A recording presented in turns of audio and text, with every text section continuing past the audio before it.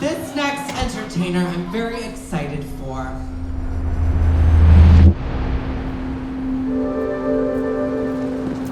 When I took away the drugs and the alcohol, that's when I got sober. But I didn't shift from that place of being in sobriety to being in recovery until I started to do the things that I wanted to be doing. My friend, the one and the only Moose!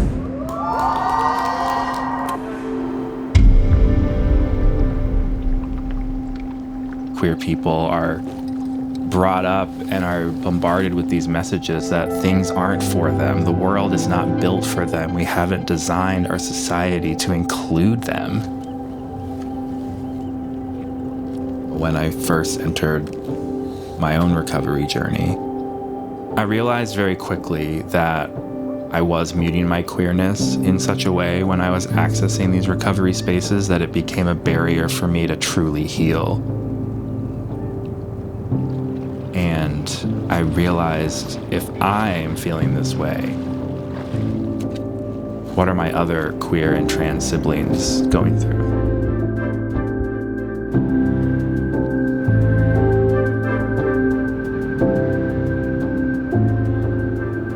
When I first came into recovery, I heard the word authenticity a lot. And what I thought that meant was just like, you are who you say you are. And for me, I wasn't me when I still had a female chest. And I wasn't me when I didn't have little chin scrubbles and like a deeper voice. Like, I didn't feel like that matched up with who I was on the inside. You know, like when that sober house owner asked me if I would be attracted to the women in his house, it made me feel like he was only seeing one dimension of who I am. I mean, personally, I think me being gay is the least interesting thing about me. In recovery, if you can't tell your story, you know, if you can't get it out, if people can't relate to you, then you just feel alone. It's hard for people to understand the reasons why we started using drugs and alcohol and how drugs and alcohol became part of our survival.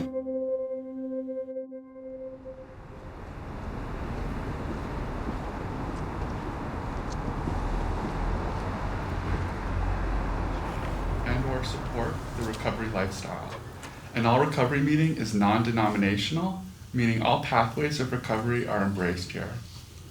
Today, I will choose a universal recovery topic, and then we will discuss. Idea starts with a couple people getting together and just making it happen. Completely up to you. Again, my name is Josh, and I'm an addict, an alcoholic. My pronouns are he, him.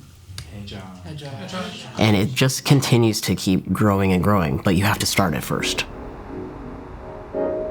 The Equality Community Center in Portland, Maine has done a phenomenal job of creating a place for the intersection of recovery and LGBTQ issues. Queer Recovery is a group for queer folks who are struggling with addiction, living with addiction, or affected by addiction.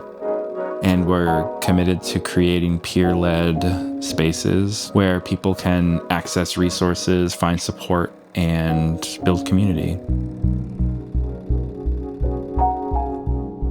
At the root of most addiction is pain and trauma. And people in the LGBTQ community have maybe experienced more pain as a result of stigma, discrimination, lack of opportunities.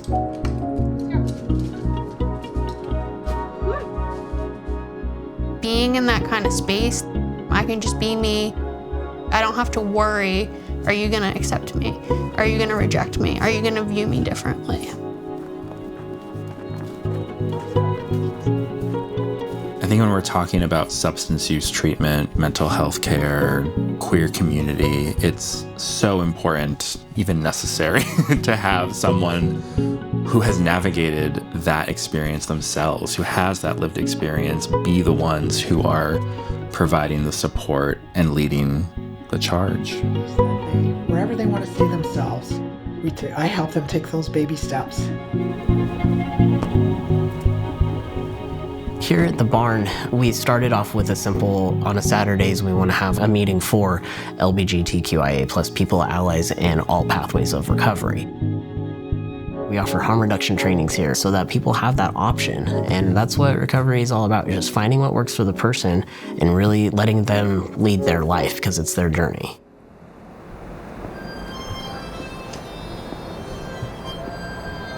A few years ago when I realized that I needed more help than just my own triumphant willpower to enter recovery, to stop doing drugs, to stop drinking, I smuggled my queer ass into an all-men sober house. Picture this now. Okay, so flannel went on, earrings came out, backwards hat went on, and voice went a few octaves lower as I was interviewing to go into the sober house. And I knew they weren't going to think I was straight, but I was afraid to be me. Afraid to even try to be me. I think there's a real difference between being invited to something and feeling included in something. We have a real problem in society where we tell people if you don't fit in this box, you can't be here. And then we wonder why. We have higher than ever rates of substance use. What would our world look like if you could just come as you are? We need fewer chairs now. But I would love to talk about the role of leadership and the impact that has on your life, positive, negative, neutral. The floor is yours. I feel like that heaviness of there's something more that we have to do. How many kids are gonna die of suicide or drug overdose or whatever the case may be because they don't feel accepted, and I don't want more kids to be numbers because that's a fucking scary place to be, We also need to set the tone for what we think is acceptable for other adults that include allies and having them step up to the plate. Like when you think of any social movement that has actually made a difference, it wasn't just the marginalized group. It was at least 51% of society saying we've had enough. So I think there needs to be some call to action of you tolerating me. That's not enough. Tolerance is just so 90s. Don't tolerate me. Love me for, who I am. People who use drugs are often criminalized by our society. They are stigmatized. They are othered, where we end up in a world of others instead of a world of us and we. And I think when we break down stigma, when you see me as Tess rather than as a former substance user or a lesbian, things change. I deserve recovery just as much as anybody else does, and so we have to make it available to everybody. There's queer people everywhere, but there's not queer spaces everywhere. For right now, if we were to open up something to help queer people in recovery, that would be looking like having safe places for them to lay their heads at night. All-inclusive, all-supportive places for recovery residency. Our primary focus is to feel seen, to feel loved, to live in recovery, and to know that we matter.